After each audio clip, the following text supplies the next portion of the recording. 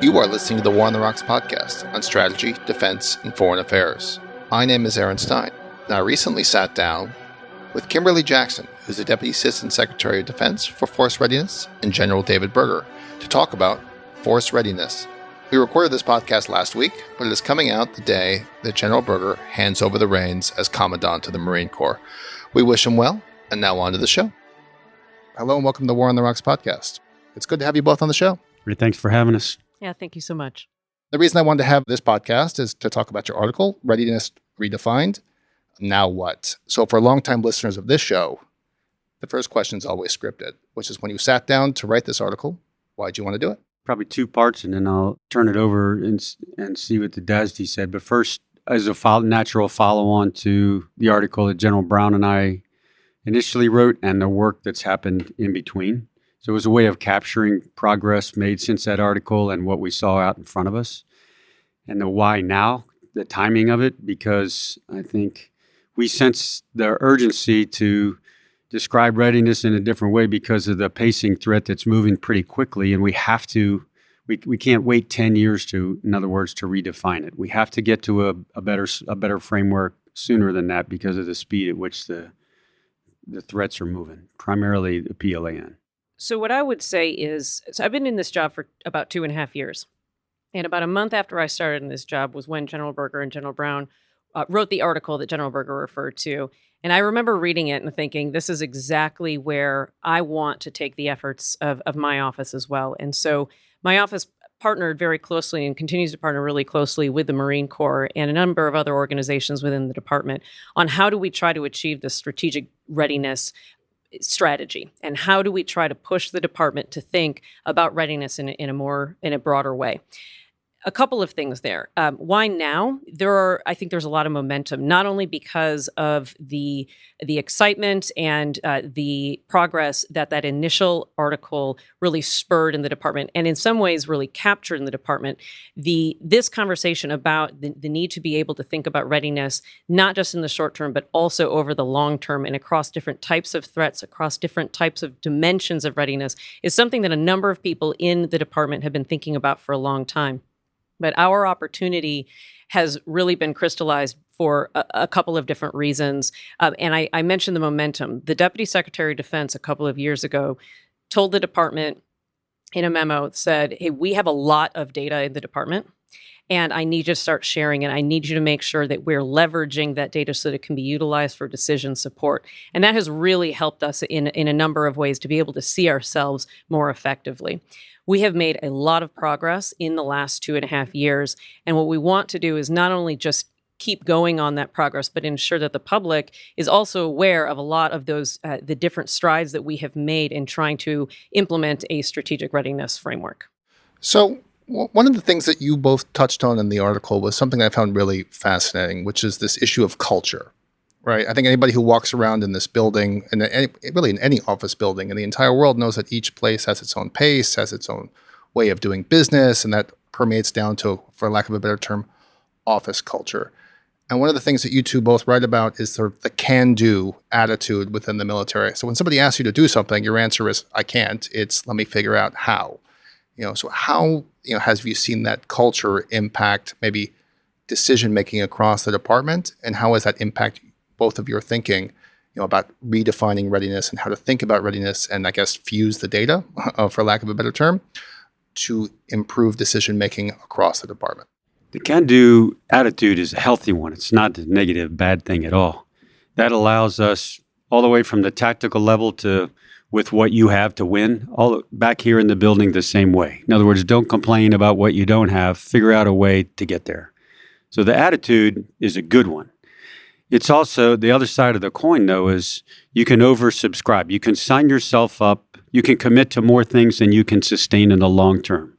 Or you could say yes today, and that would make sense for what the problem is today without a clear understanding of what's going to happen a couple years from now. So the attitude, the culture is there's nothing negative about the culture, but it can't stop there. It can't stop with, what can we do this afternoon? We had to get beyond that into what does it mean longer term? I agree with everything that General Berger just said. I think, of course, military culture is something that I find incredibly fascinating. And the The idea that we have a can-do military attitude is something that we should not change.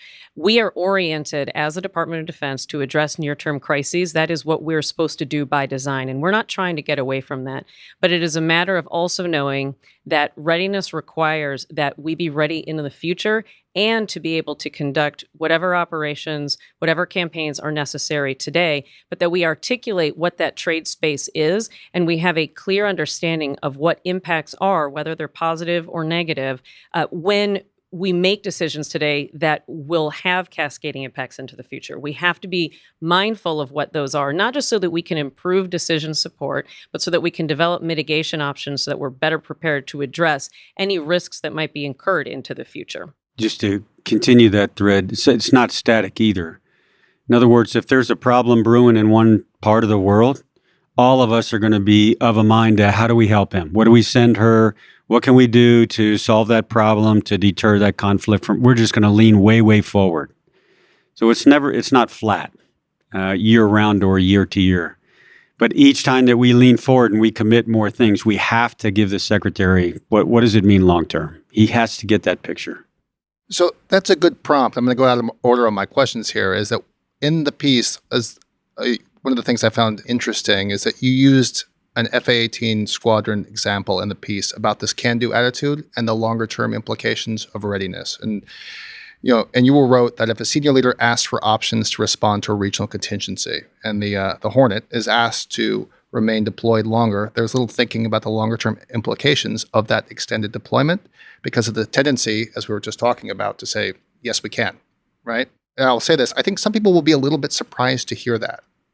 I think there's a tendency to think everything works very fluidly in this office, in this building, and that's, I think a lot of people watch a lot of movies, right? And they're looking at this and they just see this as like everybody has this information at their fingertips, and that these decisions are completely made with all access to all information all the time. And so tell me how this approach can be improved, because this is the point of the article. This is what you two wrote about in the longer term. So, Aaron, the first thing that I would say is I wouldn't characterize that decision-making as that there's little thinking about it. I think there's a lot of thinking about it. I think that where we are trying to go is that we have a greater understanding of what the short and long-term implications are of a particular decision. As I said, we have a lot of data, we have a lot of assessments, we have a lot of different ways of looking at a problem. But for a whole host of reasons, a lot of those assessments are geared towards understanding the near-term implications. But we understand through that strategic readiness lens that we have to think not just about the individual or the unit or the service at hand, but all of the cascading or what we call second and third order impacts of a particular decision. Now, it's not that there's necessarily a cultural bias towards not seeing that. It's that it's really hard to pull together all of that information. So I would say that as humans, we have a natural tendency to focus on near-term implications. And that is not just because it's easier to focus on information that we have. It is harder to focus on when the picture, the prediction is a little less clear. I also think that as humans, we are inherently a little bit uncomfortable with seeing ourselves as transparently as possible, because what that means is we have to make progress. We have to make hard decisions. And that can be something that I think all organizations struggle with, including the Department of Defense. You mentioned one of the examples we put in the article, the F-35. Just to illustrate probably two quick examples. The F-35, F-18 one is a good one. That one impacts modernization. It's not really readily apparent, as she mentioned, on the surface.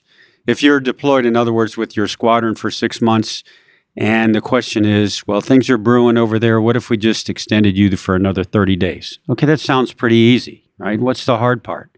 The people are there. They're trained. The aircraft are fine. Everybody's good with that. But what's not known, what's not readily apparent is that same squadron a year and a half from now have to turn itself into an F-35 squadron. All those people have to go to F-35 school. All those aircraft have to get inducted. New aircraft have to be brought on. So the 30 days seems like an easy decision on the very surface of it, much more difficult when you add in the second, third order impacts, which she mentions. You could say the same thing about ships. If you're the ship CO, an aircraft carrier, a submarine, and maybe we want to deploy it early or extend it a little bit longer or deploy it a couple of months in a different time. What's so hard about that? It's just a couple of months. But beneath the surface, what's harder to get at is that ship is supposed to go into a shipyard in November. If it doesn't go in November, which is its slot in the shipyard, we either have to put another ship in there, not ready to do that. Shipyard workers are waiting around 2 months for a ship they were supposed to work on. And then the ship was supposed to come out of maintenance 11 months later. Well, that's not going to happen.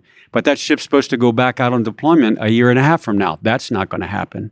So the second, third order are a year, 2, 3 years down the road, and it might not even be that ship. As you point out, could be other ships now have to take a deployment 2 years from now because we extended this one.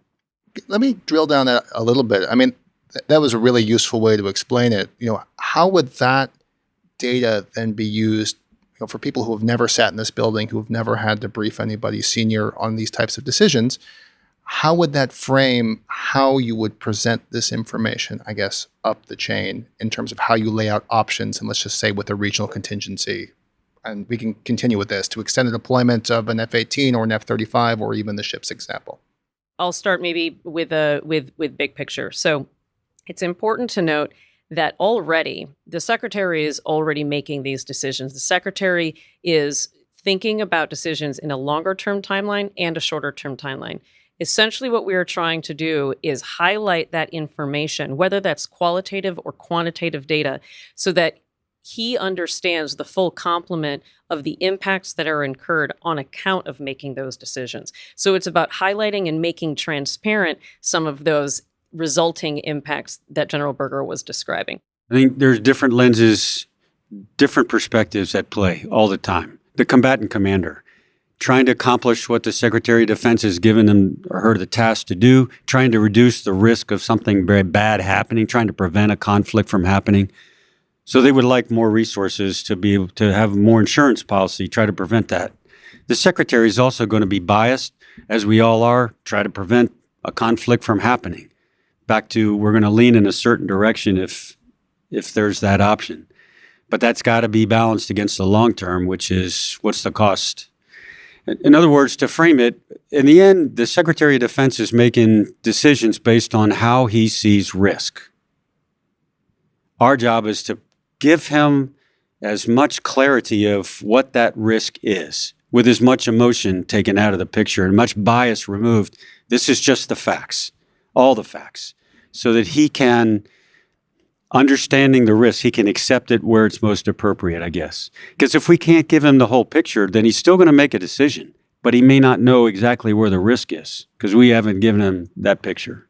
That's the goal. I also think that it's a matter of not just articulating for how long you're incurring the risk, which is a really important thing to be able to illuminate. But where else in the department are you taking that risk? And it's not just where else in the department geographically, for example. It's thinking more broadly about strategic readiness means that you're incorporating concepts like modernization, like sustainment, like allies and partners, like operational readiness.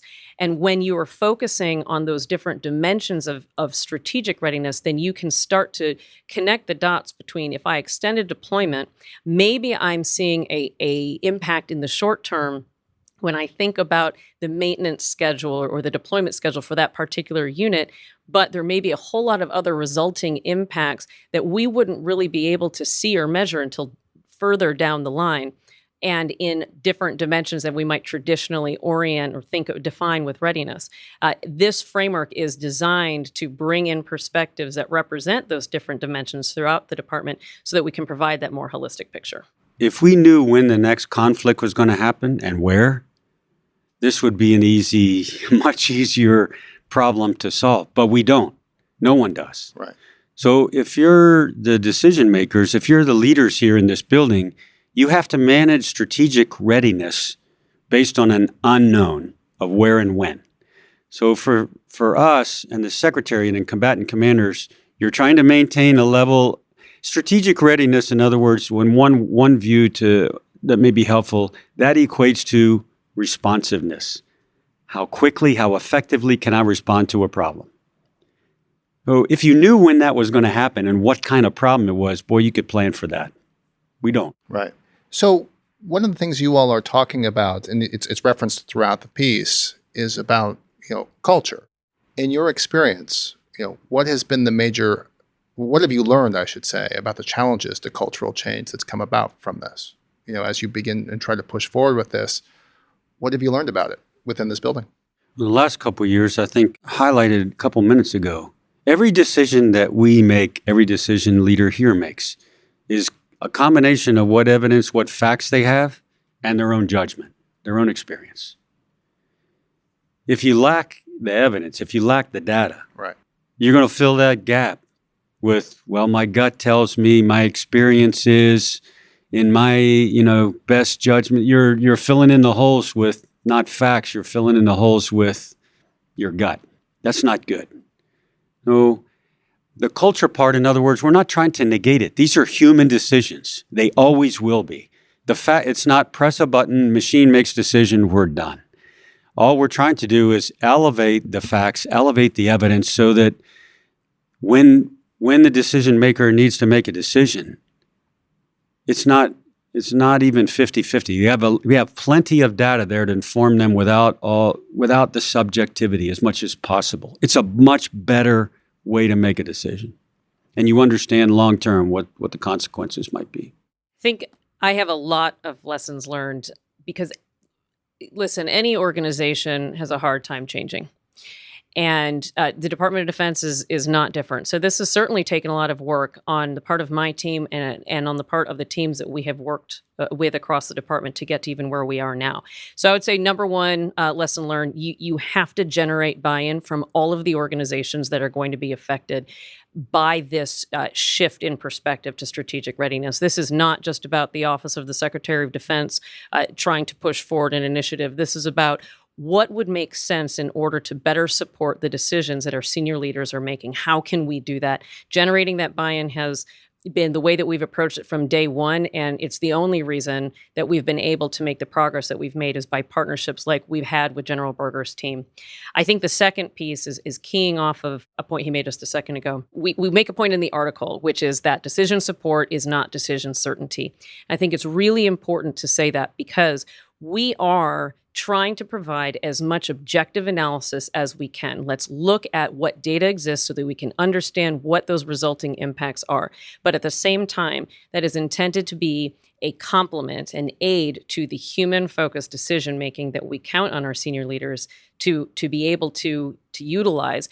We are not ever going to try to supplant that type of decision with quantitative information. At the same time, or in addition to that, quantitative information and qualitative information are equally important. So it's not just about being able to minimize all of the important information we have in the department and make it numerical. It's about ensuring that we are able to provide the context that often comes in the form of qualitative and sometimes subjective information. That's judgment, and that's important for us to incorporate into the decision-making cycle. There is also a resource aspect to this. In other words, readiness isn't free. Right? It's really expensive. So in a perfect world, if you had all the resources you ever wanted, every unit across the whole Department of Defense would be as high readiness as you could be all the time. We can't afford it, and we don't need it. So part of the strategic readiness is going through the calculus of how much readiness do we need, and when do we need it, and what kind of readiness is it? Because the nation can't afford the entire United States military to be at the highest states of readiness every day. One, we couldn't afford it, and two, we'd burn them out. So this I think also helps us understand how much readiness do we need, when can we and where can we take risks, and what parts of the Department of Defense have to be at higher states of readiness and which ones we can be a little bit lower, and that's okay. And that may change over time. All that's back to the first part. Readiness costs money. Readiness requires resources. It's a factor. Well, I guess one final question for this podcast format, I always like to let the guests make fun of War on the Rocks with the last one in terms of what it's like to write for us. And I'll come back to that in a second. But if you could take this, we've been talking maybe at the 30,000 to about 15,000 foot level. how would this work in like if everything worked perfectly? And I know it's new, and I'm not asking to get any too specific. Maybe the 5,000-foot view of what this thing should look like in a perfect world. We've taken it beyond how many things do we have that can do something this afternoon, a numerical, quantitative availability discussion. We've taken it to a whole nother level. We don't operate, we don't fight platform by platform by platform. So we have to, the readiness discussion elevates 15,000-foot level. What capabilities are we? For what? What are we ready for? What do we need to be ready for? And eventually, that affects how the force is designed, how it's trained, how it's organized. The second order effects aren't just in aviation or ships. It actually gets into a much broader set of issues that the secretary and his team and the services have to wrestle with. It has tentacles that go beyond just today's readiness. I think it helps us further define what it is that we're aiming towards, define and refine what it is that we're aiming towards. I also think that in a perfect world, if we were to execute this and implement it perfectly, which are different things, having a better understanding of what it means when we assume risk would be incredibly helpful, so that we can put a finer point on risk to what, risk for how long, and effectively translate that understanding of risk across the different processes that we have within the department.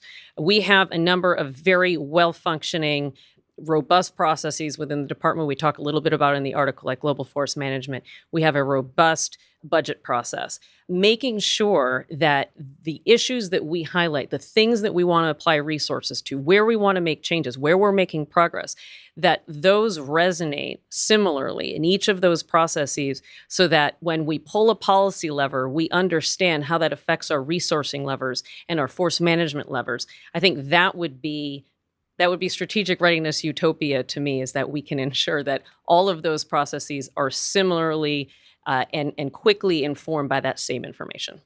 Just maybe one other thing to add. I would say we haven't talked about it, but strategic readiness period isn't just a snapshot.